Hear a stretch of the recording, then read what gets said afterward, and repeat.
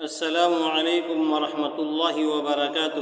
کسی انسان کے پرکھنے کا معیار۔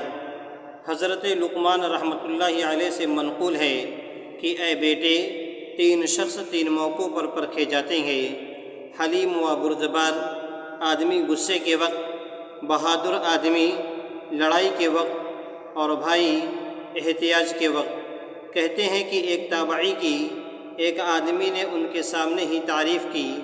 یہ کہنے لگے: اے اللہ کے بندے، تو نے میری تعریف کس وجہ سے کی ہے؟